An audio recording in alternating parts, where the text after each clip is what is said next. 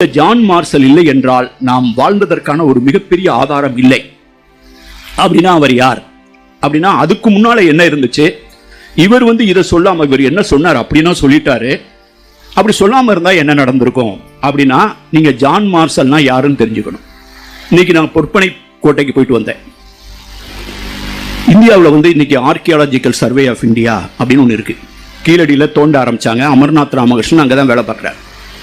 Alexander ரீன் ஒருத்தர் 1904 ஆதிச்சநல்லூர்ல தோண்டினார். 1904. அதுக்கு பின்னால 100 வருஷம் அந்த பக்கம் எவனுமே தலை வச்சு படுக்கல. 2004 சத்தியமூர்த்தி போய் தோண்டினார். 2019 வரைக்கும் அந்த அறிக்கை வரல. அதுக்கு போய் காமராஜன் ஒருத்தர், முத்தாளம்குறிச்சி காமராஜன் ஒருத்தர் கேஸ் போட்டார்.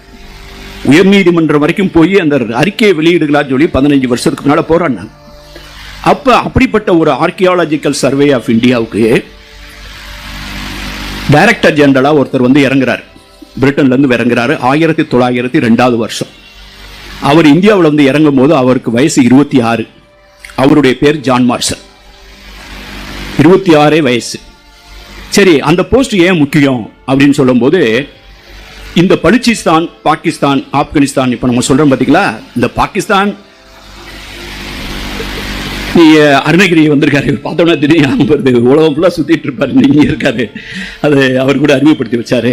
நீங்க சொன்னீங்கன்னா இந்த எல்லைகள் இருக்கு பாத்தீங்களா, இந்த அரசியல் எல்லைகள், இந்த வரைபடங்கள், கோடுகள், இதெல்லாம் இப்ப வந்தது.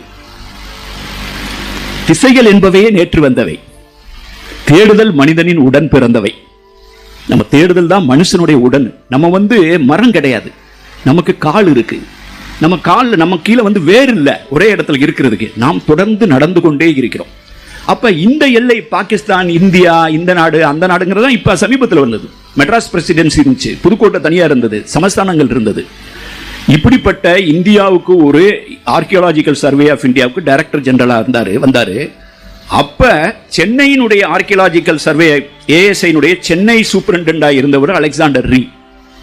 அவர் தோன்றுனதான் ஆதிச்சநல்லூர். அப்ப புதுக்கோட்டையில தனியா ஒரு ஆர்கியாலஜிக்கல் சர்வே இருந்துச்சு. அது எத்தனை பேருக்கு தெரியும் தெரியல. அதை நான் தேடிக்கொண்டிருக்கிறேன். 1902 பாம்பேயில் இறங்கிய ஜான் மார்ஷல் ஒரு வருஷம் முழுவதும் இந்தியாவை சுற்றுறார். ஒவ்வொரு இடமா வந்தார். அவர் திருச்சிக்கு வந்தாருன்னு கண்டுபிடிச்சு அது ஆதாரங்கள்லாம் திரட்டிட்டு இருக்கேன். திருச்சிக்கு வந்தவர் புதுக்கோட்டைக்கு வந்தாரா, அல்லது இந்த புதுக்கோட்டையில ஆர்கியாலஜிக்கு பொறுப்புல இருந்தவங்க அவரை திருச்சியில சந்திச்சாரா அப்படின்னு நான் டெல்லியில இருந்து பல இடங்கள்ல இந்த ஆதாரங்களை இப்ப தேடிட்டு இருக்கேன். நிறைய பேர்ட்ட சொல்லி வச்சிருக்கேன். அதை ஒருவேளை ஃபியூச்சர் எழுதக்கூடிய புத்தகங்களை நான் எழுதக்கூடும். ஆனா நான் சொல்ல விரும்புறது என்னன்னு, புதுக்கோட்டைக்கு அவர் சொன்ன சிறப்புகள் சொன்னார் பார்த்தீங்களா, பட்டியலிட்ட சிறப்புகள் ஆர்கியாலஜிக்கல் சர்வே ஆஃப் இந்தியான்னு டெல்லியில இயங்கும் போது திருவிதாங்கூர் ராஜா தனியா ஒரு ஆர்கியாலஜிக்கல் சர்வே வச்சிருந்தார். அது மாதிரி புதுக்கோட்டையில தனியா ஒரு தொல்பொருள் ஆய்வு இருக்கு. அதுக்குன்னு என்ன சொசைட்டி இருந்ததுன்னு தெரியல, அதனுடைய அமைப்பு எனக்கு தெரியல. சூப்பரண்டா அவரை என்ன சொல்லி கூப்பிட்டாங்க, அவர் பேர் என்ன, இதெல்லாம் நான் தேடிட்டு இருக்கேன். ஆக இப்படிப்பட்ட ஒரு புதுக்கோட்டை இன்னைக்கு இங்க பேசிட்டு இருக்கோம். இந்த ஜான் மார்ஷல் வர்றதுக்கு முன்னால, பிக்சர் வர்றதுக்கு முன்னால அந்த பகுதியில் ஒரு கிட்டத்தட்ட அதுக்கு ஒரு 100 வருஷத்துக்கு முன்னாலே ஒருத்தர் மேசன் அப்படின்னு ஒருத்தர், அமெரிக்காக்காரர், பிரிட்டன் கூட கிடையாது. அவர் ஜார்ஜ் மேசன்ங்கிற அந்த பகுதியில் டிராவல் பண்றாரு. சிலர் சொல்றாங்க அவர் ஒரு அமெரிக்க உளவாளிங்கிறாங்க. சிலர் என்ன சொல்றாங்க, அவர் ராணுவத்தில் பணியாற்றி இருந்தாரு, ராணுவத்தில் காணாம போயிட்டாரு, வேணுக்குனே அவர் விலையை ஓடி போயிட்டாரு. டெசர்டர்னு பேரு. ராணுவத்தை விட சொல்லா கொள்ளாம ஓடி போறவனு பேர் டெசர்டர், ஆர்மி டெசர்டர்.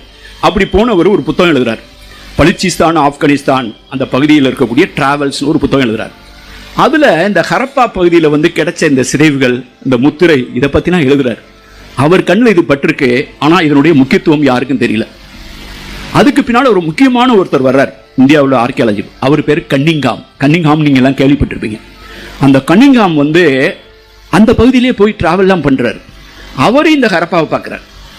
அங்க உள்ளதை பார்க்க செங்கல்லாம் பார்க்க எல்லாருமே இந்த மொகஞ்சோதரா மேடு, இந்த மொகஞ்சோதரா இருக்கக்கூடிய மேடு, இந்த மொகஞ்சோதரா மேடு ஒரு புத்த ஸ்தூபி, அதனுடைய சிதிலம் அடைஞ்சிருக்கு. எப்படி பொற்பனை கோட்டை அப்படின்னு ஒன்று இருந்தது, அண்மை வரைக்கும் யாருக்குமே தெரியாம இப்ப போய் காலையில போய் பேசிட்டு இருக்கோம், மேல என்ன இருந்தது, கீழே என்ன நடந்தது, உள்கோட்டை, நடுக்கோட்டை, வெளிக்கோட்டை எல்லாம் பேசிட்டு இருக்கோமோ, அது மாதிரி இந்த மொகஞ்சோதராவை ஒரு புத்த ஸ்தூபின்னு நினைச்சிட்டு கன்னிங்ஹாம் இக்னோர் பண்ணிடுறார். அந்த கன்னிங்ஹாம் போனதுக்கு பின்னால ஆர்கியாலஜிக்கல் சர்வே ஆஃப் இந்தியா அப்படியே நலிஞ்சிட்டு வருது. ஒரு குறிப்பிட்ட ஸ்டேஜில் இந்த ஏஎஸ்ஐ எல்லாம் எதுக்கியா, இது தேவையே இல்லை, அந்த போஸ்டே தேவையில்லைன்னு ஒரு எடுத்து மூடுற லெவலுக்கு ஆர்கியாலஜிக்கல் சர்வேயா வந்துருது. அப்பதான் இந்தியாவுக்கு வந்து கர்சன் பிரபு அப்படிங்கிறவர் வந்து இந்தியாவுடைய வைஸ்ராயா வர்றார். அவர் வராட்னா சிந்துவெளி இல்லை.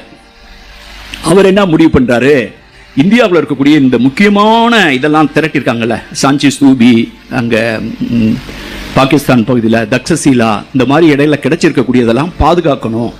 அவருடைய நோக்கம் தொல்பொருள் ஆராய்ச்சி கிடையாது, இந்த நினைவு சின்னங்களை பாதுகாத்தல் அப்படிங்கிற நோக்கத்தோடு, பிரிசர்வேஷன் கன்சர்வேஷன், இந்த நோக்கத்தை வச்சுட்டு இவர் வந்து சொல்றாரு, archaeological survey of India DG post vacant இருக்கு, நான் அதை நிரப்ப பார்க்குறேன் அப்படிங்கிறார். ஏன்னா யாருமே கேட்கல, இவர் வந்து கேட்குறாரு, சரி நிரப்புங்க அப்படிங்கிறான். நிரப்புங்கன்னு சொன்னதுக்கு பின்னால் அந்த இந்தியா முழுவதுக்குமான பட்ஜெட்லாம் கொடுக்குறது இந்தியா செக்ரட்டரின்னு ஒருத்தர் லண்டனில் இருப்பார். அவருடைய ஆஃபீஸ் வந்து ஒரு ஆளை நீங்கள் நிரப்புங்க, எங்கள்கிட்ட ஒரு கேண்டிடேட் இருக்காரு அப்படிங்கிறாங்க. இதை நம்ம புரிஞ்சுக்கிறோம், இந்த கதையை தெரிஞ்சு புரிஞ்சுக்கிட்டாதான். எங்கள்கிட்ட ஒரு கேண்டிடேட் இருக்குன்னு சொல்லி அந்த கேண்டிடேட்டுடைய சிவி அனுப்புகிறாங்க, கரிக்குலம், அவர் பயோடேட்டாவை. அவருடைய பேர் வந்து வின்சென்ட் ஸ்மித். அவர் நான் எப்படி ஐஏஎஸ்லேருந்து ஓய்வு பெற்றனோ அது மாதிரி அவர் வந்து இம்பீரியல் சிவில் சர்வீஸ் ஐசிஎஸ்லேருந்து வாலண்டியர் ரிட்டையர்மெண்ட் வாங்கிட்டு அவர் பெரிய சான்ஸ்கிரிட் ஸ்காலர், இந்தியாவுக்கு வரலாறு எழுதியிருக்கார். ஹிஸ்டரி ஆஃப் இந்தியா அப்படின்னு பார்த்தீங்கன்னா வின்சென்ட் ஸ்மித்னு இருக்கும். இந்தியாவினுடைய வரலாறை எழுதிய ஒருத்தர், அவர் ஒரு பெரிய சமஸ்கிருதத்தில் ஞானம் பெற்றவர். அவர் ஐசிஎஸ்லேருந்து விலகி லண்டனுக்கு போய் புஸ்தகம் எழுதிட்டு இருக்காரு. இந்த லண்டனில் இருக்கக்கூடிய அதிகாரிகள்லாம் நினைக்கிறாங்க, இவரை திருப்பி இந்தியாவுக்கு அனுப்பிச்சா இவர் சொல்ல போஸ்ட்டுக்கு வரலாம் அப்படின்னு சொல்லி கர்சனுக்கு எழுதுறாங்க. கர்சன் படித்து பார்த்துட்டு வேண்டாங்கிறார். எனக்கு அவ்வளவு வயசாகி ரிட்டையர்ட் ஆகி சமஸ்கிருதத்தில் பெரிய பண்டிதராக இருக்கு, அந்த மாதிரி ஆள்லாம் வேணாம், எனக்கு வந்து ஒரு இள ரத்தம், ஒரு இளைஞன், திறந்த மனசு உள்ள வேணும்னு சொல்லி கேம்பிரிட்ஜ் பல்கலைக்கழகம் பிரிட்டிஷ் மியூசியத்தில் இருந்தவங்கள்ட்ட தகவல் திரட்டி அவங்க சொன்னதன் அடிப்படையில் இந்த ஜான் மார்ஷலை கொண்டு வர்றார். அவர் இங்கே வந்தப்போ அவருடைய வயசு 26, 1902, இந்தியா ஃபுல்லாக சுற்றுறாரு. இந்த 1924 தான் இந்த சிந்துவெளியை பற்றிய முதல் அறிவிப்பு வருகிறது. அப்போ ஏஎஸ்ஐடைய தலைமை அலுவலகம் வந்து சிம்லாவில் இருக்கு. அப்போ ரெண்டு இடத்துல அகழ்வாராய்ச்சி நடந்திருக்கு, ஒன்று மொஹஞ்சதரா, இன்னொன்று ஹரப்பா. இந்த ரெண்டு இடத்துலையும் பண்ணவங்க வந்து எம்எஸ் வாட்ஸ், இன்னொரு இடத்துல ஆர்டி பானர்ஜி, இவங்கெல்லாம் பண்ணியிருக்காங்க. இது தனித்தனியாக மெட்டீரியல் இருக்கு. கொஞ்சம் மெட்டீரியல் நாக்பூரில் இருக்கு, பானர்ஜிக்கு உடம்பு சரியில்லாமல் போச்சு, கொஞ்சம் மெட்டீரியல் கல்கட்டாவில் இருக்கு, கொஞ்சம் மெட்டீரியல் லாகூரில் இருக்கு. ஜான் மார்ஷல் இதை அறிவிக்கிற வரைக்கும் ஹரப்பாவுக்கும் மொஹஞ்சதராவுக்கும் போனதே கிடையாது. இப்போ என்ன சொல்றாரு, ரொம்ப நாள் அந்த பஞ்சாயத்து போய்கிட்டு இருக்கு, இன்னும் அறிக்கை வரல. இங்கே வந்து எல்லா மெட்டீரியலையும் எடுத்துட்டு சிம்லாவுக்கு வர சொல்றாரு, ஒரு கான்ஃபரன்ஸ் நடத்துறாரு. என்னுடைய ஜேர்னி ஆஃப் சிவிலைசேஷனுக்கு முன்னுரை எழுதுவதற்காக இது சம்பந்தப்பட்ட ஒவ்வொரு இடத்துலையும் போய் எழுதுவேன். கொற்கை வன்னியை பற்றி எழுதுறதா கொற்கைக்கு போய் கொற்கையின் காற்றை உள்வாங்கி விட்டு எழுதுவேன். இந்த சிம்லாவுக்கு போய் உட்கார்ந்து அந்த லைப்ரரியில் எழுதினேன். எந்த கட்டிடத்தில் ஜான் மார்ஷல் இந்த ஹரப்பாவின் மொஹஞ்சதராவின் பொருள்களை மேஜையின் மீது வைத்து பார்த்து இது ஒரு லோக்கல் கல்ச்சர் இல்லை, இது ஒரு சிவிலைசேஷன் என்ற ஒரு முடிவுக்கு வந்தாரோ அந்த கட்டிடத்தில் இருந்து எழுதினேன் இந்த புத்தகத்தில் முன்னுரை. அதுக்காக அங்க போய் அந்த காற்றை சுவாசித்தேன். அப்ப அவர் என்ன பண்றாரு, முன்னால அப்படி பரப்பி போட்டவன இவர் சொல்றாரு, ஒவ்வொரு அகழ்வாராய்ச்சியாளர்கிட்டையும் ஒரு பொசசிவ்னஸ் இருக்கும். ஒரு ஆள் ஒரு இடத்த தோண்டினார், இப்போ பொற்பனை கோட்டை இல்லைன்னா அவர் சொன்னார், இதுக்கு முன்னாடி நான் கொற்கையில் இருந்தேன் சார்னு. அது தப்பு கிடையாது. எப்படி வந்து ஒரு பேராசிரியருக்கு வந்து தன்னுடைய சப்ஜெக்டில் தன்னுடைய ஸ்டூடெண்ட் மேலே இருக்க மாதிரி அதுக்குள்ள ஒரு பொசசிவ்னஸ் வரும். அதான் அப்படி வந்து பெருசாக வந்து அவங்க முறைப்படி அறிக்கை விடுவாங்க, எப்பயாவது ஒரு கட்டுரை எழுதுவாங்க, ஜேர்னலுக்கு எழுதுவாங்களே சொல்ல பொதுமக்களுடைய சொத்தை ஆக்குறதுக்கு அவ்வளோ இப்போ தான் ஆர்கியாலஜி இவ்வளவு ரொம்ப ஆயிருக்கு. அப்படி யார்கிட்டையுமே அந்த தகவலை பகிர்ந்துக்கிறாம இருக்கிறவங்களுக்கு திருவள்ளுவர் ஒரு பேர் வச்சிருப்பாரு. அவங்களுக்கு பேர் வைத்திலக்கும் வன்கணவர்னு பேர் வச்சு மத்தமெண்டின்னு சொல்லாம இவரும் திடீர்னு போயிடுவார். எங்க ஊர் பக்கம்லாம் வைத்தியம் பார்க்குறவங்கள்ட்ட போய் நாட்டு வைத்தியம் போட்டு என்னையா மருந்து கொடுத்தேன்னு கேட்டா அது பேர் சொல்லாதுமா. ஒரு மருந்து கொடுப்பாரு, இது என்ன மூலிகைன்னு கேட்டீங்கன்னா பேர் சொல்லாதும் பாரு. நீ பேர் சொல்லாதுங்கிறா அது பேர் சொல்லாதாம்மா. அவன் இது இவர் போய் மறைச்சு மகங்கிட்டு கூட காட்ட மாற. 2-3 மகங்க இருப்பாங்க, அதுல இவர் வைத்தியருக்கு யார் வாரிசா வர்றாதுன்னு இந்த 2 மகனும் போட்டி போட்டுக்கிட்டு இருப்பான். அவங்களுக்கே தெரியாம இந்த மூலிகையை வந்து அவர் கலெக்ட் போயிட்டு இருப்பாரு. பேர் சொல்லாதுன்னு சொல்லிட்டு இருப்பாங்க. திடீர்னு அவர் இறந்து போயிடுவார். அப்ப பேரே சொல்லாம இவங்கெல்லாம் ஒரு கெஸ் பண்ணிட்டு இன்னொரு மருந்து ஆரம்பிச்சு விட அதை பேர் சொல்லாதுன்னே போயிட்டு இருப்பாங்க. நீங்க கடையில் போய் கேட்டீங்கன்னா கூட பேர் சொல்லாதுன்னே கேட்கலாம். பேர் சொல்லாதுன்னே ஒரு பொருள் இருக்கு. அப்ப பேர் சொல்லாமே இருக்கிறது வந்து வைத்திலக்கும் வன்கண ஒரு மாதிரி. இந்த ஆர்கியாலஜி பண்றவங்களும் நிறைய பேர் சொல்ல மாட்டாங்க. இங்கே ஒன்றும் இல்லை, அது இல்லை, அதில் இந்த கீழடியில் வந்து 3வது அட்டத்தில் வந்து திருப்பி அது இங்கே ஒன்றும் இல்லைங்க அப்படின்னா. அதுக்கு பின்னால் 10வது ஆராய்ச்சி நடந்துகிட்டு இருக்கு. அங்கேருந்து அல்ல வந்துக்கிட்டே இருக்கு. இப்போ இந்த மாதிரி பண்ணிட்டு இருக்கும்போது இவர் வந்து ஹரப்பாவுக்கும் மொஹஞ்சதாராவுக்கும் போகாமலே ஒரு முடிவுக்கு வர்றாரு, இது ஒரு சிவிலைசேஷன். எதை வச்சு முடிவுக்கு வர்றாருன்னா, ஹரப்பாவுக்கும் மொஹஞ்சதாரோவுக்கும் இடையில இருக்க தூரம் வந்து 600 கிலோமீட்டர். 600 கிலோமீட்டர்னா புதுக்கோட்டையிலேருந்து 600 கிலோமீட்டர் எதுவாக இருக்கும்? சென்னை எவ்வளோ தூரம்? ஆமாம், கிட்டத்தட்ட நெல்லூர் குண்டூர் வரைக்கும் போகணும். கன்னியாகுமரி எவ்வளோ தரல, அது நீங்கள் வச்சுங்க. இங்கேருந்து 600 கிலோமீட்டர் தூரம். இங்கே அந்த காலத்தில் 5000 வருஷத்துக்கு முன்னால் 600 கிலோமீட்டருங்க பெரிய டிஸ்டன்ஸ். இங்கே வந்து எடைக்கல், இங்கே இருக்க எடை இதை நிறுத்து பார்த்தா அப்படியே துல்லியமாக அங்கே இருக்குது. இங்கே இருக்கக்கூடிய செங்கல் அளவு அப்படியே இருக்குது. இங்கே ஒரு முத்திரையில் ஒரு பொறிப்பு இருந்துச்சுன்னா அந்த முத்திரை பொறிப்பு அப்படியே இருக்குது. இங்கே இருக்க எழுத்து அப்படியே இருக்குது. செங்கல் அளவு, எடையினுடைய அளவு, இந்த எழுதப்பட்டிருக்கக்கூடிய வரி வடிவத்தினுடையது எல்லாத்தையும் ஒப்பிட்டு பார்க்குறாரு. நகரம், தெரு, இங்கே குப்பை தொட்டி, மேலே கீழே எல்லாத்தையும் ஒப்பிட்டு பார்த்து 600 கிலோமீட்டரில் இப்படி ஒரே மாதிரி கம்யூனிகேட் பண்ணியிருக்கானா அவனுக்கு ஒரு பியூரோ ஆஃப் ஸ்டாண்டர்ட் மாதிரி, ஒரு தரக்கட்டுப்பாட்டு நிறுவனம் மாதிரி இருக்கணும். அவனுக்கு ரெண்டுக்கும் பேரில் வெவ்வேறு மொழிகள் பேசியிருந்தா கூட 600 கிலோமீட்டருக்குள்ள அந்த காலத்தில் பல மொழிகள் பேசியிருந்திருப்பாங்க. இருந்தாலும் வணிகத்திற்காகவோ அரசு சார்போ அரசியல் சார்பாகவோ ஒரு பொது மொழி இருந்திருக்கிறது. Common lingua franca, common text, common standard, weights எல்லாம். தாய் தெய்வங்கள் இங்கே இருக்கு அங்கே இருக்கு, உருவ வழிபாடு எல்லாத்தையும் பார்த்துட்டு இது ரெண்டும் ஒன்றோடு ஒன்று தொடர்புடைய ஒரே நாகரிகம்ங்கிற ஒரு முடிவுக்கு அவர் வர்றார். அந்த வந்து இன்னைக்கு நயன்ஜோத் நகரி சொல்லும் போது நீங்களாம் ஷெர்லாக் ஹோம்ஸ் ஒரு துப்பறியும் நிபுணர் பற்றி படிச்சிருப்பீங்க, நாவல்லாம் ஷெர்லாக். இந்த ஜான் மார்ஷல் ஒரு ஷெர்லாக் ஹோம்ஸ் மாதிரியானவர். நேரில் பார்க்காமலே இப்படி ஒரு முடிவுக்கு வந்து 1924 செப்டம்பர் 20 லண்டன் நியூஸ்ல வந்து ஒரு கட்டுரை வெளியிடுகிறார். ஃபர்கட்டன் சிவிலைசேஷன், இது வரைக்கும் கண்டுபிடிக்கப்படாத ஒரு நாகரிகம்னு அறிவிக்கிறார். அது வந்து கிட்டத்தட்ட ஹிரோஷிமா நாகசாகியில போட்ட அணுகுண்டு எப்படியோ அது வந்து இந்திய வரலாற்றின் மீது அல்லது நம் மீது திணிக்கப்பட்டிருந்த ஒரு நம்பிக்கையின் மீது, நம் மீது நமக்கு சொல்ல வந்த கதையின் மீது அவர் போட்ட அணுகுண்டு. அது எப்படின்னு கேட்டீங்கன்னா, தரவுகள் சார்ந்து முத இந்தியா பேச தொடங்குது. தரவுகளால் வரலாற்றை கட்டமைக்க வேண்டும், இல்லையெனில் கட்டுக்கதைகள் நம் மீது வரலாறு என்ற பெயரில் கட்டவிழ்த்து விடப்படும் அப்படின்னு சொல்லுவோம். அப்படித்தான் நம்ம வந்து ஒரு கதையைத்தான் நம்ம ஒரு வரலாறு வச்சிருந்தோம். ஒரு இதிகாசங்கள், ராமாயணம், மகாபாரதம், வேதங்கள்ல இருந்துதான் எல்லாம் வந்தது.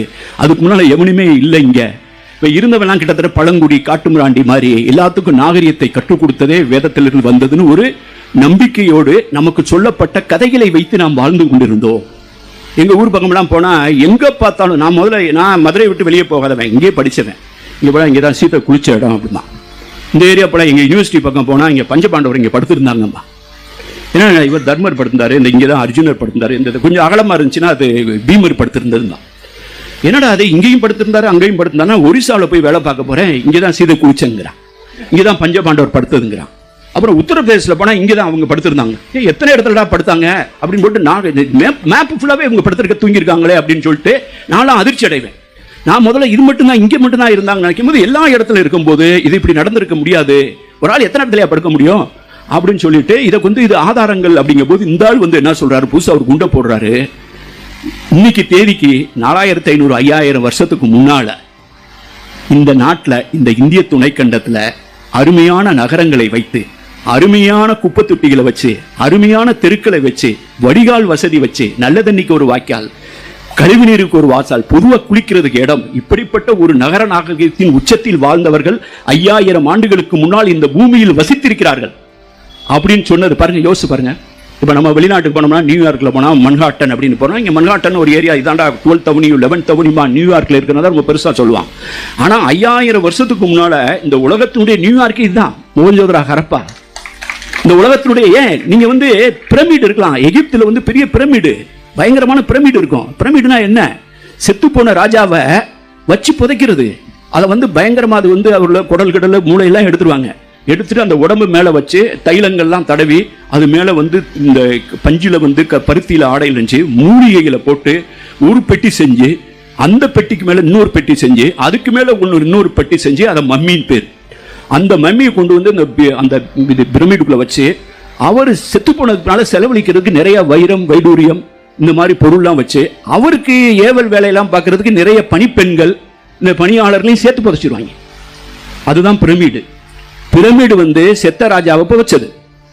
சுமேரியா வந்து பெரிய பெரிய கோயில்களை கட்டியது. ஆனால் சிந்துவெளியிலும் ஹரப்பாவிலும் மொஹஞ்சதாரோவிலும் கோயில்களுக்கான அடையாளம் இல்லை. பெரிய அரண்மனையில் ராஜாக்களை புதைத்ததற்கான அடையாளம் இல்லை. ஆனால் சாதாரண மக்களும் வணிகர்களும் வாழ்ந்த பெரிய 6 கிடந்தன்ன அகனிடும் தெருவில் சங்க இலக்கியம் சொல்ற மாதிரி 6 கிடந்தன்ன அகனிடும் தெருந்தான். அப்படிப்பட்ட தெருக்கள், அப்படி வடிகால் வசதி, குளிக்கிறதுக்கு இடம் தனியா, குளிக்கிற இடத்துல ஆளுங்கெல்லாம் வந்து குளிக்க வர்றாங்க. தனித்தனியா அவன் ட்ரெஸ் மாத்துறதுக்கு தனித்தனியா ரூம் இருக்கு. சின்ன சின்ன சின்ன சின்ன தடுப்பு. தரையில குளிக்கிற இடத்துல அந்த தண்ணி, நம்ம தெப்பக்குளம் இருக்கு பாத்தீங்கன்னா, அந்த தெப்பக்குள கான்செப்ட் தண்ணி நிக்கிறதுக்கு அப்ப வலிக்கி விட்டுற கூடாதுங்கிறது அந்த தரை ஆன்டி ஸ்கிட்டிங். இப்ப நம்ம வீடு கட்டினோம்னா பாத்ரூம்ல மட்டும் ஆன்டி ஸ்கிட் டைல்ஸ் போட்டோம் பாத்தீங்களா, அது மாதிரி சொரப்பா இருக்கு. ஒரு டைல்ஸுக்கு இன்னொரு டைல்ஸுக்கு நடுவுல இந்த தார் இருக்கு பாத்தீங்களா, பிட்டுமன் அப்படின்னு சொல்லி ரோட்ல தார் ரோட்ல தார் போடுறோம்ல, அது மாதிரி ஒரு மெட்டீரியல், வாட்டர் லீக் ஆகாத மெட்டீரியல் ஒரு டைல்ஸுக்கு இன்னொரு டைல்ஸுக்கு நடுவுல போட்டிருக்கான். இந்த உலகத்தினுடைய முதல் வாட்டர் ப்ரூஃப் குளிக்கிற இடம் மொஹஞ்சதாரோ ஹரப்பா.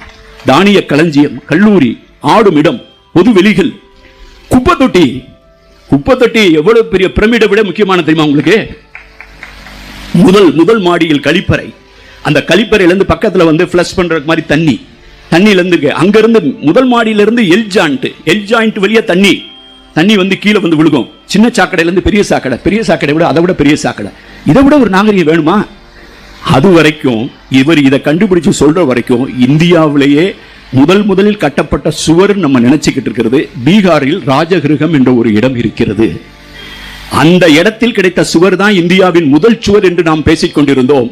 ஆனால் மொஹஞ்சதாரோவிலும் ஹரப்பாவிலும் கிடைத்த சுவர் இந்த ராஜகிருகத்தின் சுவரை விட பெரிய அப்பாடக்கர் சுவர்.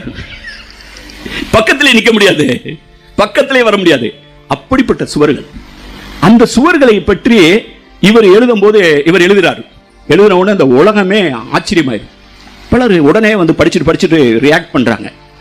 அவர் எழுதி முடிச்சு 1.5 மாசத்துக்குள்ள 2 மாசத்துக்குள்ள பெங்கால்ல இருந்து ஒருத்தர் எழுதுறார். அவர் பேர் சுனித் குமார் சட்டர்ஜி.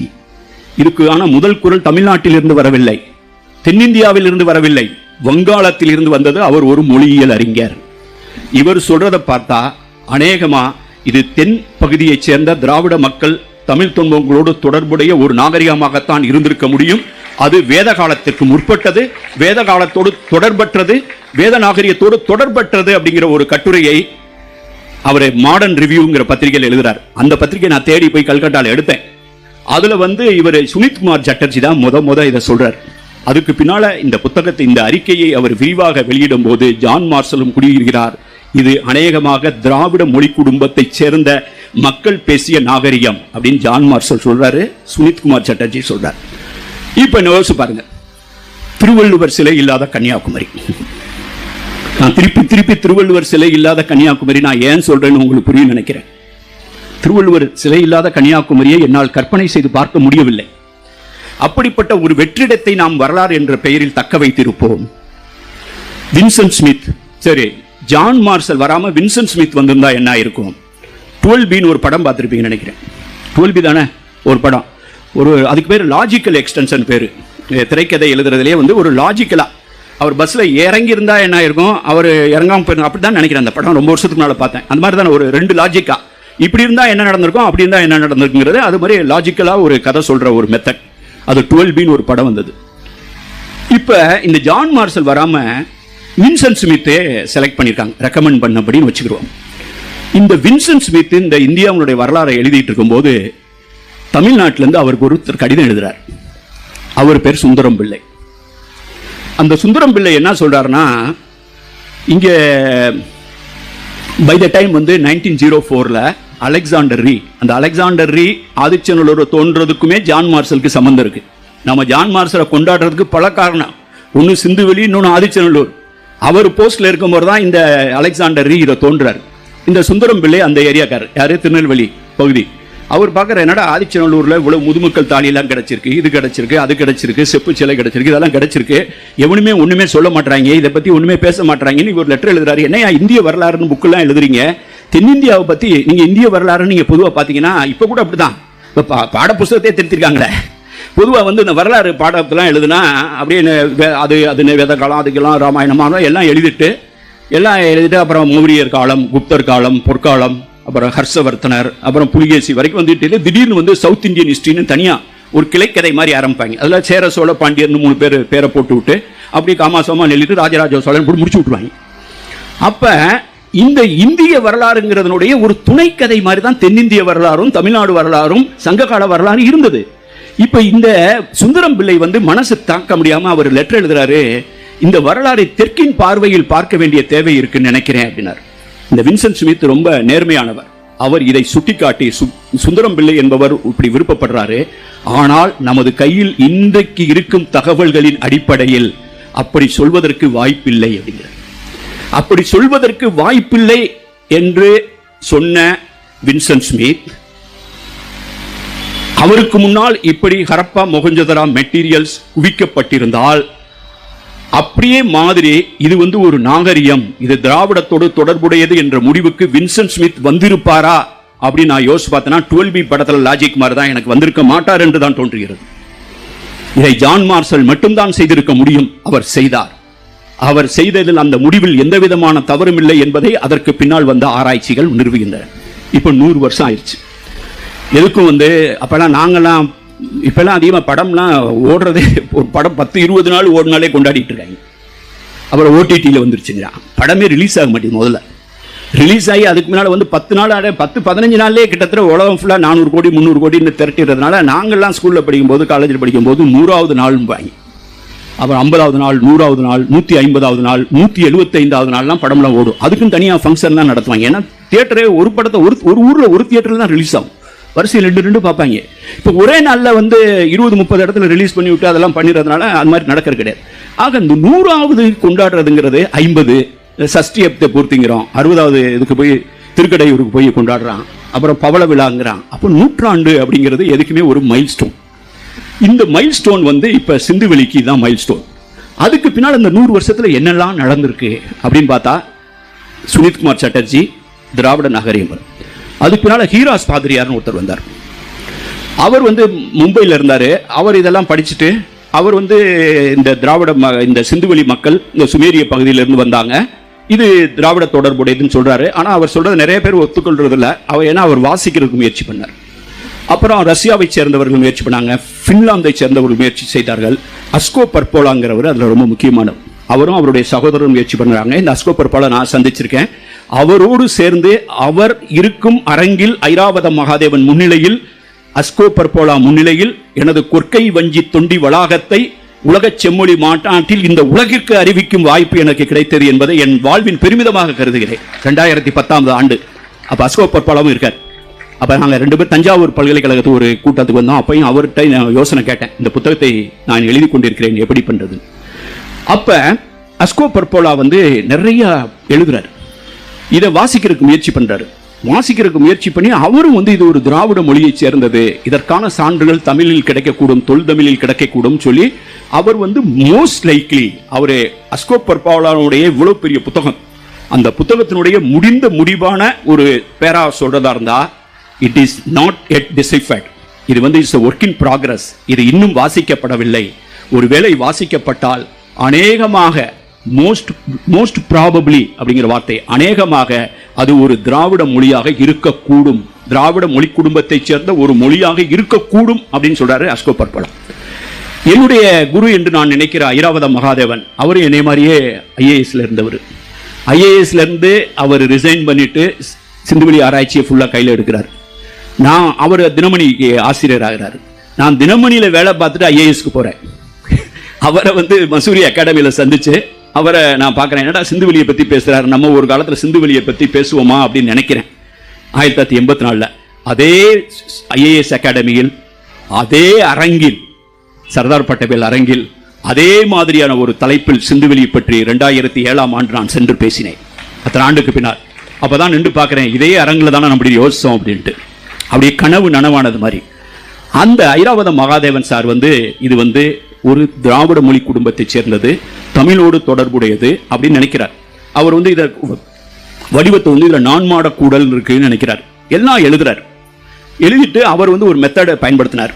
இந்த சிந்துவெளி மக்கள் பேசிய அந்த மரபின் பண்பாட்டினுடைய தொன்மம் வேதம் ஆகிய சமஸ்கிருதத்துக்கும் போயிருக்கும், தமிழுக்கும் வந்திருக்கும் அப்படின்னு சொல்லி பைலிங்குவல் பேரலல்ஸ் அப்படிங்கிற ஒரு முறையை அவர் பின்பற்றி இவர் என்ன சொல்வாரு, இது சமஸ்கிருதத்தில் இருக்கு, இது தமிழ்ல இருக்கு, அநேகமாக 2க்கும் பொதுவாக இருக்கனால இது சிந்துவெளியில் இருக்குன்னு ஒரு முடிவு கூறுவார். ஆனால் நான் அவரை தொடர்ந்து உன்னிப்பாக கவனிச்சுக்கிட்டு இருந்தவன், நான் ஒரு முடிவுக்கு வந்தேன். ஏன்னா என்னுடைய வேலை வந்து ரொம்ப ஹைலி டிமாண்டிங் வேலை. இந்த 40 ஆண்டுகள் கரெக்டாக இன்னும் 60 நாள் கூட ஆகலை. 4ஆம் தேதி தானே ஓட்டு என்னாங்க, ஜூன் 4 நினைக்கிறேன். இப்போ இது வந்து ஆகஸ்ட் 2 தான். நான் அதுக்கு பின்னால் தான் ஒரிசா விட்டு வெளியே வந்தேன். அதுக்கு முன்னால் 40 ஆண்டுகள் நான் 2018 ஓய்வு பெற்று ஐஏஎஸ் வந்து, அதற்கு பின்னாலும் எங்கள் மாநில முதல்வருடைய வேண்டுகோளின்படி திருப்பி நான் 6 வருஷம் வேலை பார்த்து இப்போ தான் வெளியில் வந்திருக்கேன். என்னுடைய வேலை எப்பயுமே 24 மணி நேரம் கையில் ஃபோன். வெள்ளம் வந்தால் அந்த இடத்துல இருப்பேன், புயல் வந்தால் அங்கே இருப்பேன், தேர்தல் வந்தால் தேர்தல் நடத்துவேன், துணை தேர்தல், இந்தியா முழுவதும் தேர்தல் நடத்தல். என்னுடைய வேலை எப்பயுமே ஹைலி டிமாண்டிங்காக இருக்கும். அதுக்கு பின்னால் வந்து இரவில் தான் நான் அந்த வேலை பார்ப்பேன். சிந்துவெளியை பற்றி 30 ஆண்டுகள் இந்த ஆராய்ச்சி பண்ணுறதான். அப்போ எனக்கு நேரமின்மை ஒன்று இருக்குது. அப்போ நான் ஐராவத மகாதேவன் சாரையும் அஸ்கோ பர்பாலாவையும் 2 பேரையும் ஒப்பிட்டு பார்த்தேன். இவங்க 2 பேரும் ஒரு முடிவுக்கு வர்றாங்க, இது தமிழோடு தொடர்புடையது, திராவிடத்தோடு தொடர்புடையதுன்னு சொல்லிட்டு அவங்க வாசிக்கும் போது இந்த சிந்துவெளி குறியீடுகளில் ஒரு முருகு அப்படின்னு முருகன் சொல்ற பார்த்தீங்களா, சங்க இலக்கியத்தில் முருகன், தமிழ் கடவுளாகிய முருகன் இருக்குல்ல, இது பொதுவாக வந்து இது ஒரு தமிழ் பண்பாடாக இருந்திருக்குன்னு சொன்னால் அதில் முருகன் இருப்பார். நமக்கே ஒரு கெஸ் இருக்கும்ல, வேலன் இருப்பார், முருகன் இருக்காரு, முருகன் இல்லாத தமிழாடா அப்படின்னு நமக்கு தோணும்ல. அது மாதிரி இங்கே முருகு அப்படின்னு ஒன்று இருக்குன்னு ஐராவதம் சார் ஃபீல் பண்ணுறார். அதுக்கு வந்து அவர் எடுக்கிற சிம்பிள் வந்து சிந்துவெளி குறியீடிலே ஒரு மனிதனுடைய முதுகு மாதிரி போட்டு விழா எலும்பெல்லாம் விழா மாதிரி கோடு வர்ற மாதிரி இப்படி வந்து இப்படி ஒரு வளைஞ்சது. நீங்கள் போய் பார்த்தீங்கன்னா சில கோயிலில் வந்து இந்த சாமுண்டி சிலைன்னு வச்சுருப்பாங்க, பிச்சாண்டர் அப்படின்னு போடுவாங்க, சாமுண்டின்னு போட்டு எப்போ பார்த்தீங்கன்னா இப்படி வந்து இப்படி இருக்கும், வயிறெல்லாம் அப்படியே அதாவது ஒட்டி போய் அப்படியே ஒன்றுமே பட்னியாக ஒட்டி படுந்த காரைக்கால் அம்மையார் இதெல்லாம் பண்ணுவாங்களே, காரைக்கால் அம்மையார் அப்படி தான் ரொம்ப அப்படி பேய் உருவம் எடுத்தது மாதிரிலாம் சொல்லுவாங்களே, அந்த மாதிரி இருக்கிறது சாமுண்டின்னு சொல்லுவாங்க, பிச்சாண்டாரும்பாங்க. அது வந்து அந்த மாதிரி ஒரு வடிவில் இருக்கிறத வந்து இவர் வந்து முருகுன்னு சொல்கிறாரு. ஏன்னா முருகுன்னு சொன்னால் ஸ்பிரிட்டு அப்படின்னு அர்த்தம். முருகு வந்து அப்போ சங்க இலக்கியத்தெல்லாம் சொல்லுவாங்க, கடவுள் ஆயினுமாக நான் ஒரு புத்தகம் எழுதியிருக்கேன். அதில் சொல்லும்போது இந்த முருகு வந்து இறங்கியிருப்பார், சாமி இறங்குறதுன்னு சொல்லுவாங்கல்ல, அந்த முருகு வந்திருக்காரு. முருகு வெறியாட்டம், வேலன் வெறியாட்டம் அதுக்கு பேர்.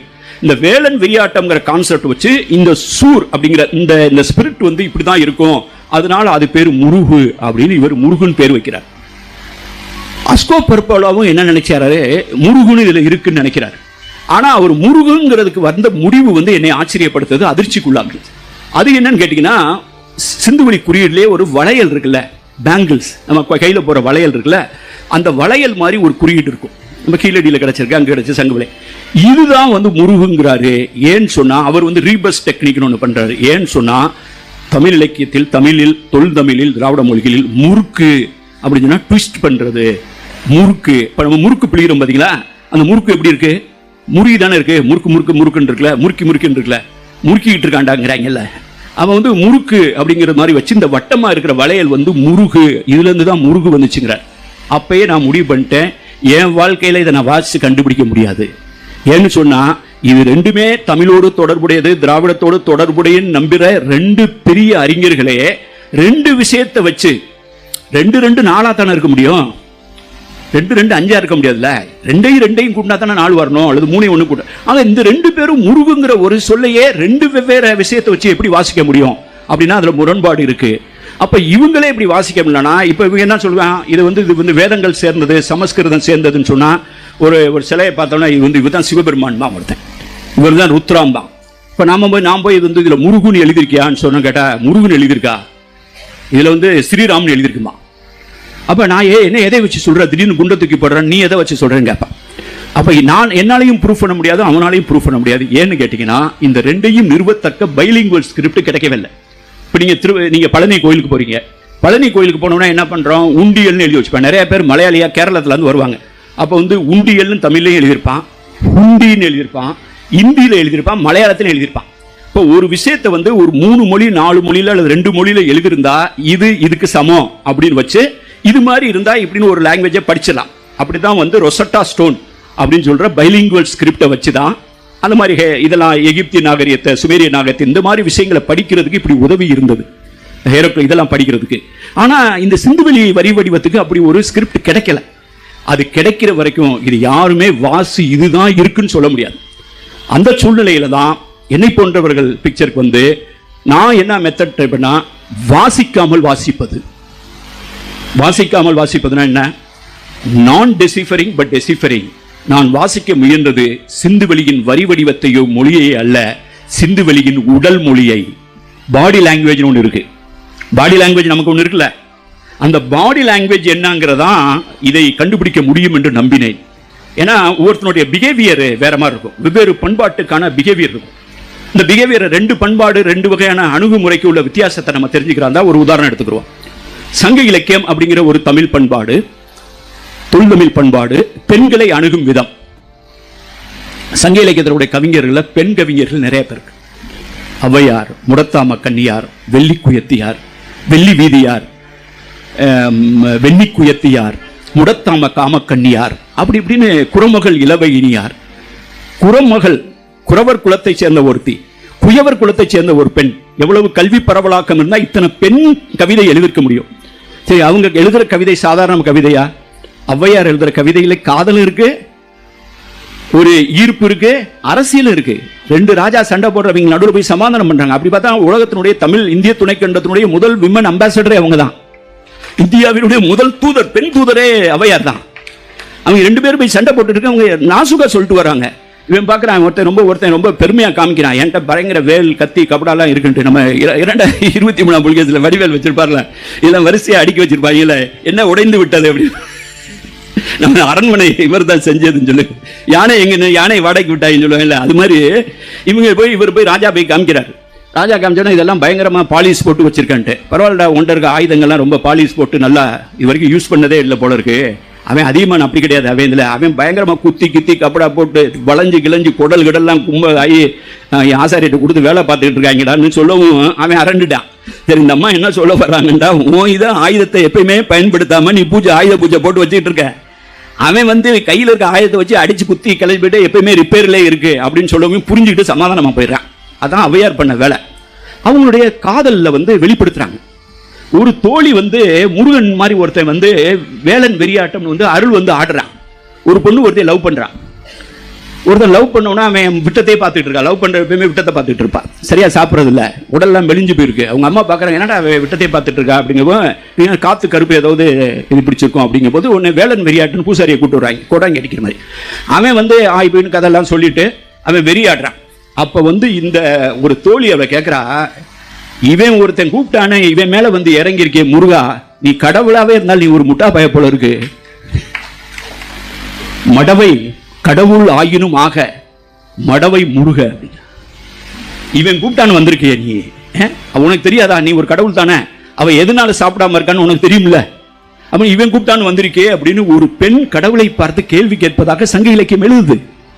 அதே மாதிரி ஒரு பொண்ணு சொல்றா, நீ இவன் சின்ன ஆட்டுக்குட்டியை அறுத்து பழி போட்டு அந்த ரத்தத்தெல்லாம் எடுத்து உன் நெஞ்சில எல்லாம் தடவிக்கிறியே, நீ தடவுன ரத்தம், உன் நெஞ்சில தடவுன ரத்தம் அந்த மலையில இருக்கான் பாரு, அவன் நெஞ்சில படுமா அப்படின்னு கேட்கிறான். அப்படின்னா என்ன அர்த்தம் கேட்டா, அவன் லவ் பண்றது ஒருத்தங்க இருக்காண்டா அப்படின்னு. அப்ப அப்படிப்பட்ட பெண் ஔவையார். நான் எதுக்கு இந்த ஒரு சின்ன உதாரணம், நிறைய உதாரணம் சொல்ல போற கிடையாது. எவ்வளவு நேரம்? 20:59, ஒரு 20 நிமிஷம், 25 நிமிஷம். அப்ப நான் ஒரு சில உதாரணம் மட்டும் தான் சொல்லி அதன் மூலமா அந்த உடல் மொழினா நான் என்ன நினைக்கிறேங்கிற சொல்ல விரும்புறேன். அத 10 உதாரணத்தை சொல்றதை விட ஒரு உதாரணத்தை ஸ்ட்ராங்கா சொல்ல நினைக்கிறேன். அப்ப ஒரு பெண்ணை எக்ஸ்பிரசிவ், எஜுகேட்டட், கல்வி பரவலாக்கம், பெண்கள் கவிதை எழுதுறாங்க, பெண்கள் அரசியல்ல கருத்து தெரிவிக்கிறாங்க, பெண்கள் காதலிக்கிறாங்க, காதலை வெளியில சொல்றாங்க, எக்ஸ்பிரசிவா எழுதுறாங்க. இப்படிப்பட்ட ஒரு சமூகம். ஔவையார் வர்றாங்க. ஔவையார் அதியமான் நெடுக்கி நெல்லிக்கனிவே கொடுத்துருக்காரு. அவங்க உயிர் வாழ்ந்தா நல்லது, படிச்சவங்க உயிர் வாழ்ந்தா நல்லதுன்னு சொல்லி கொடுக்குறாரு. அப்படிப்பட்ட அதியமான் வரும்போது இந்த ஔவையார் கூட இருக்கக்கூடிய இந்த அவங்க டான்ஸ் பார்ட்டி, பாட்டு பாடுறவங்க, அந்த குரூப் எல்லாம் மத்தளங்கத்தலம் இதெல்லாம் வச்சுட்டு வெயிட் பண்றாங்க. அந்த வாசல்ல இருக்கக்கூடிய வாட்ச்மேன் சொல்லி வாயுலோயே வாயுலோயன்னு சொல்லி நான் வந்திருக்கேன்னு அதியமான் சொல்லுங்கவும் அதியமான் ரெஸ்பான்ஸே வரல. ஔவையார் வெயிட் பண்ணி பார்க்கறாங்க. அப்பதான் ஒரு கவிதை சொல்றாங்க, வாயுலோயே வாயுலோயன்.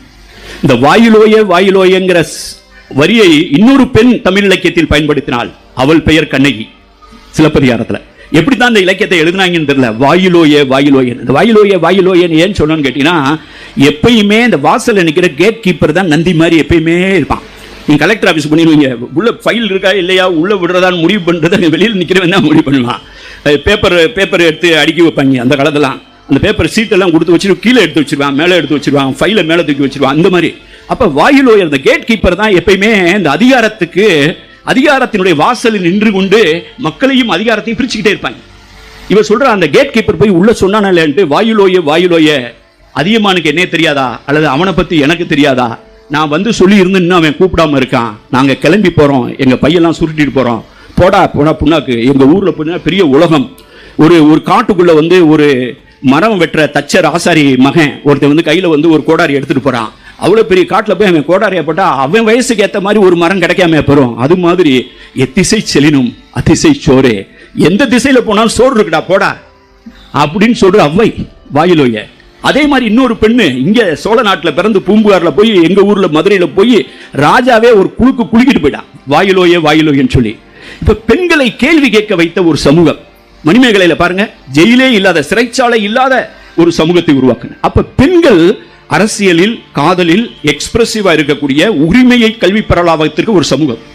இன்னொரு சமூகத்தை பாருங்க, எல்லாம் வந்து எல்லாம் சூதாடுறாங்க. சூதாடும் போது என்ன ஆகணும், சூதாட்டத்தை வச்சு சூதாட்டத்துக்கு ஒரு கணக்கு வழக்கு இல்லையா, சூதாட்ட காசு வச்சு விளையாடு, எதையாவது வச்சு விளையாடு, எப்படி ஒரு அண்ணன் தம்பி வச்சு எப்படி விளையாடலாம், ஒரு நாட்டை வச்சு எப்படி விளையாடலாம், கடைசியில் பொண்டாட்டியை வச்சு எப்படி விளையாடலாம். அப்ப எல்லாத்தையும் இழந்துட்டு கடைசியில் வந்து அவன் வரவழைச்சு துச்சாதனன் வந்து துயில் உரிகிறான், கடவுள் வந்து இது பண்ணார்னா பெண்கள் நடத்தப்பட்டது, சூர்பனகையின் மூக்கு அறுக்கப்பட்டது. அந்த இதிகாசங்களை நீங்க பாத்தீங்கன்னா பொதுவாய் வந்து பெண்கள் உரிமை, நீங்க அது அர்த்த சாஸ்திரமா இருக்கட்டும், அது வந்து மனு சாஸ்திரமா இருக்கட்டும், எல்லாத்திலையும் பெண்கள் நடத்தப்பட்ட. இது மாதிரி தான் உதாரணம். நகரத்தினுடைய இடம் என்ன, ஒரு பண்பாட்டில் நகரம் எதுவாக இருக்கிறது, நகரம் எதுவாக இருக்குன்னு கேட்டீங்கன்னா வேத இலக்கியங்களில் நகரங்களை பற்றிய குறிப்பு இல்லை, கடல் வணிகத்தை பற்றிய குறிப்பு இல்லை.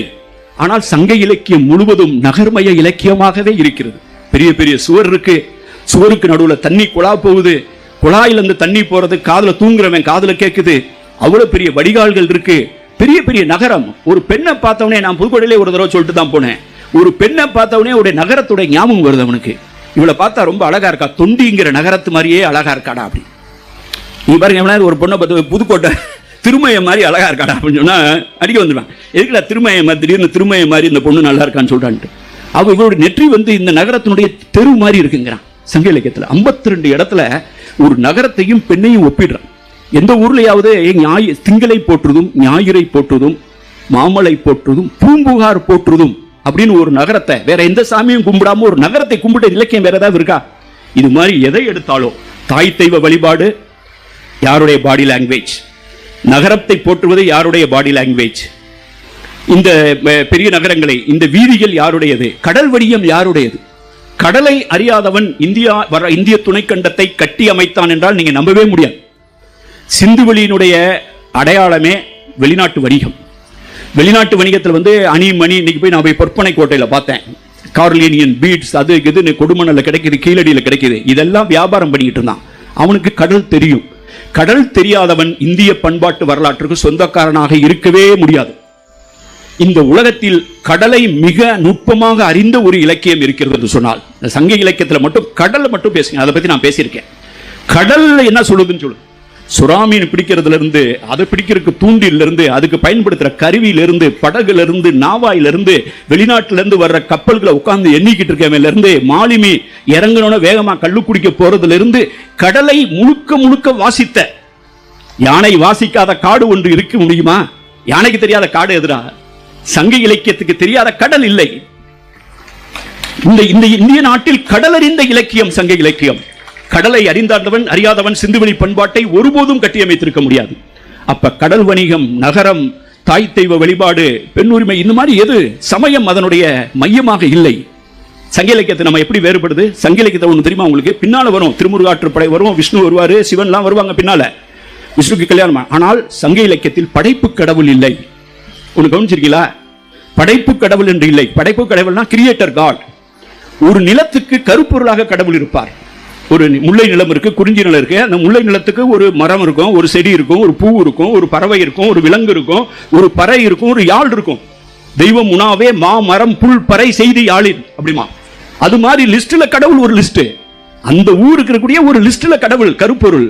அவர் கடவுள் இந்த உலகத்தை படைக்கல, இந்த உட்கார்ந்து படைக்கல. மற்ற மதங்களில் சொல்லப்படுவது. ஆக சமயம் என்பது இருந்தது. இப்ப கீழடியில் இருந்தவனோ அல்லது சிந்துவெளியில் இருந்தவனோ அல்லது சங்க இலக்கிய காலத்தில் இருந்தவனோ எவனுமே மத நம்பிக்கை இல்லாமல் இருந்ததாக நான் சொல்லவில்லை. அவனுக்கு ஒரு பண்பாட்டு மரபு இருந்திருக்கும், வழிபாட்டு மரபு இருந்திருக்கும். ஆனால் அந்த வழிபாட்டு மரபு படைப்பு கடவுள் சார்ந்ததில்லை. அதுக்கு ஒரு சின்ன உதாரணம் சங்க இலக்கியத்திலே சொல்லுவான், நெல்லுகுத்து பரவும் கடவுளும் இலவேமா. எங்களுக்கு இருக்கிற கடவுள் இருக்கான். எங்களுக்கு கடவுள் யாருன்னா, எங்களுக்காக எங்களை காப்பாற்றுவதற்காக எங்களுள்ள ஒருத்தன் சண்டை போட்டு உயிரை கூட்டான் பாரு, அவனுக்கு நாங்க நடுகள் வச்சிருக்கோம் பாரு, அந்த நடுகளை கும்பிடுமே தவிர, அதுக்கு பேர் தான் நீத்தார் பெருமை, அந்த நடுகளை கும்பிடுவேமே தவிர நெல்லுகுத்து பரவும் கடவுளும் இலவேனா. நாங்க அப்படி போய் நெய்வேத்தியம் பண்ற நெல்லுகுத்து பரவும். அந்த இலக்கியத்தில் அரசியல் பேசுறான், சங்க இலக்கியத்தில் அரசியல் பேசுறான். என்ன அரசியல் பேசுறான்? என்கிட்ட 4 உணவு கேட்டினா வரகு, திணை, அவரை, கொள்ளு, இந்த 4 தான் சொல்லுவேன். 4 குடி அப்படின்னு சொன்னா பாணன், பறையன், கடம்பன், துடியன், இதை தான் சொல்லுவேன். 4 மலர் அப்படின்னு சொன்னா 4 மலர் எனக்கு தெரிஞ்ச மலர் முல்லை தான். தெரியாத விஷயத்தை சொல்றான். அவனுக்கு நெல்லு தெரிஞ்சிருக்கு, ஆனா சிறந்த உணவுல அவன் நெல்லை சேர்க்கல. ஏன்னா வேணுக்குமே அரசியல் பேசுறான். ஏன் 4ன்னு சொல்றான்?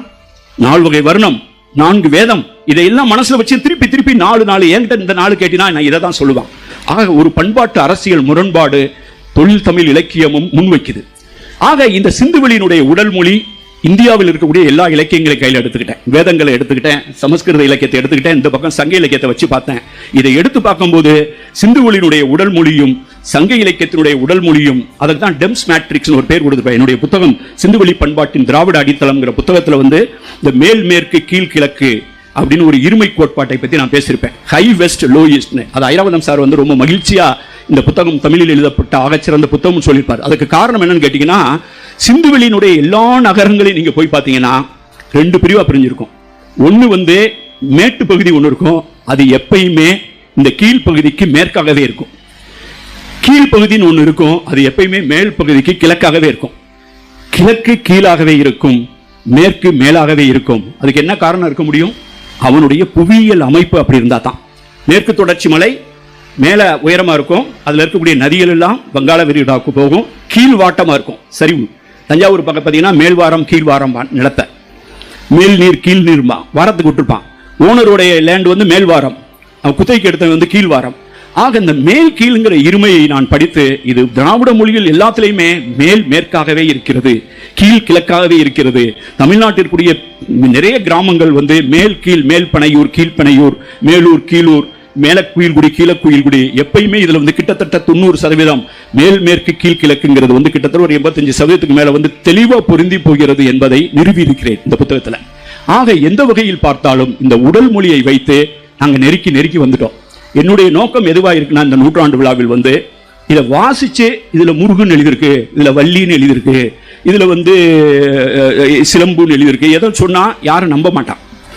ஆக இது அநேகமாக தமிழ்தான், அநேகமாக இது தொல்தமிழ் தான், இதற்கான வாசிப்பு சங்க இலக்கியத்தால் இருக்கிறது அப்படிங்கிற சந்தேகத்தை நோக்கி நெருக்கி அந்த 97%, 98% வரைக்கும் கொண்டு வந்து நிறுத்திட்டா கூட சிந்துவெளி விட்ட இடமும் சங்க இலக்கியம் தொட்ட இடமும் ஒன்றே அப்படிங்கிற கருதுகோள் மக்களின் மனதில் ஏறிவிடும்.